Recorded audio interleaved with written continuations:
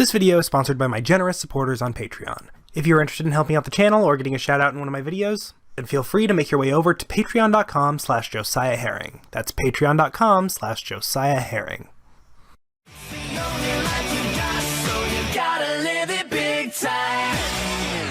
Synopsis. At the studio, the boys are presented with a mountain of fan mail.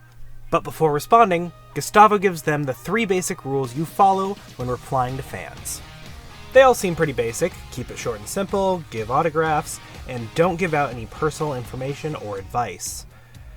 All pretty basic rules that I think anyone would assume. Famous!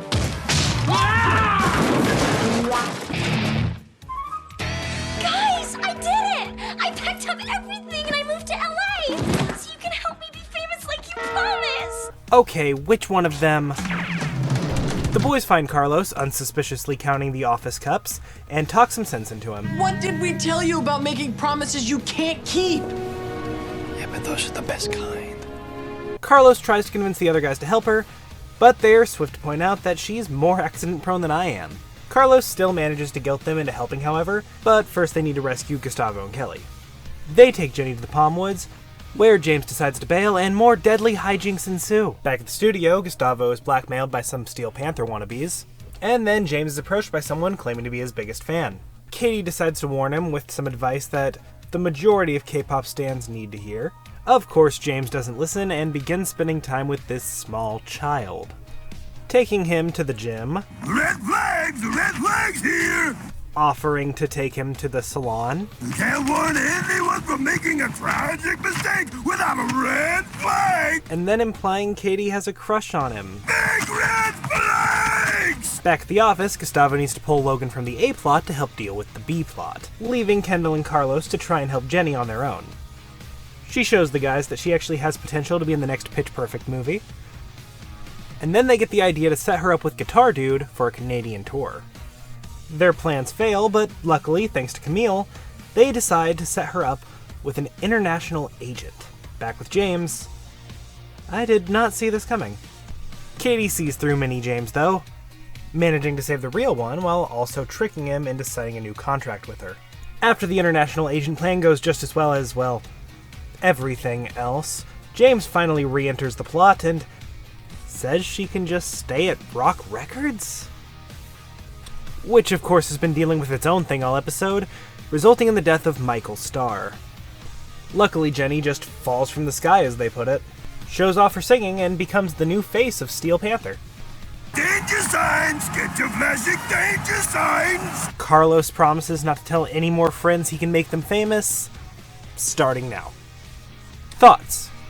Another really good episode, although a little scattered. I think I have a theory as to why, though. For both of the episodes I've looked at so far for Season 2, as well as a couple of the episodes coming up, the show seems to have developed a formula. I want to talk about the formula a little bit more once we get to a point where I deem fit, but for now I just want to talk about how the show has seemed to develop a style that revolves around an A, B, and C plot. The A plot is the main plot. Some examples of this from the last season include the guy struggling with Wayne, them fighting over Joe's affection, or them kidnapping Deke during their interview. A B plot is more of a side plot, focusing on the other cast of characters. It's mostly just done to fill out time and give the other characters something. Mrs. Knight and Buddha Bob, Katie's interview with Gustavo, or the whole xenophobic disaster that was the B plot of Big Time Blogger. Not every episode has them, however, such as Big Time Auditions, Big Time Demos, or Big Time Fever, as they're not really needed to tell a good story. However, if your episode does have a B-plot, it's generally expected that it will tie into the A-plot in some way. Connecting the A and B story? Nice. This episode's A and B plot was pretty alright. It tied into each other very well, but ultimately it just felt like it was the same joke over and over again. Kinda like last episode's C-plot. Speaking of C-plots, a C-plot is basically a secondary B-plot, and this sort of thing can work in longer episodes, but in a basic 22-minute episode, well, it's mostly just chewing up scenery that can be used to make me care more about the other 2 plots. However, it can be a double-edged sword, as sometimes the C-plot is the only engaging part of the episode. It's this episode. this episode has a really funny C-plot. I may have made jokes about it in the synopsis, but I tease because I love. The only thing I really have a problem with is that this really could have been its own B-plot if the idea was just expanded a little bit more. Oh wait, it was on iCarly. However, I feel like the big-time writing staff really could have made the idea feel interesting and fresh without stepping on the toes of the iCarly staff. So this really makes this episode difficult to place for me. Do I rate the episode based on its main plot, or do I take into account my enjoyment of a side plot that ultimately leads to nothing? And now that I say it out loud, the choice becomes pretty clear. This series of reviews is mostly centered around my enjoyment. And my enjoyment of this episode was pretty standard, and if someone were to ask me if this was an episode they could just jump into to kind of get a feel for the series, I'd say go for it. It's not perfect, and its flaws are only really apparent if you think about it for too long, so I give it a platinum record. Trivia. We never break a promise. Oh wow, I guess you guys forgot about Mrs. Magikowski. Outside of that one little continuity error though, this episode actually has some of the most interesting trivia of any episode we've seen so far, so buckle up. Guitar Dude's van actually might seem similar to another van if you're a fan of Nickelodeon. It was actually repurposed as Mr. Psycho's van in the show Victorious, which I think is pretty neat. After Guitar Dude's van gets totaled, we later see the board where they initially found his ad. And cleverly, his ad about needing a vocalist is now changed to guitarist looking for a repairman. Just a clever little detail that most shows wouldn't even go through the trouble of doing. And finally, the most interesting bit of trivia for me personally, this episode doesn't only have a double meaning, but a triple meaning.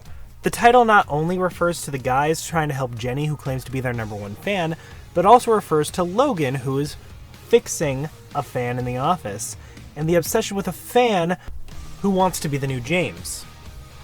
Too often, the titles usually only refer to one plotline, but I actually really appreciate the clever wordplay in this one. I got most of my information from the Big Time Rush fan wiki, specifically the blog Big Time Fans. If you want to fact check me, feel free to do so in the comments, and if it's a big enough slip up on my part, I might even have your comment pinned, assuming I haven't already done that to somebody else. Once again, I just want to thank my Patreons for the month, especially my top patron, Sherbert. Finally got your name right, man. Sorry it took so long. If you'd like to get some custom art like this, feel free to head on over to patreon.com/JosiahHerring, and feel free to just look at the tiers and see whichever one would suit you the best. It's definitely not a requirement, but I appreciate your help nonetheless.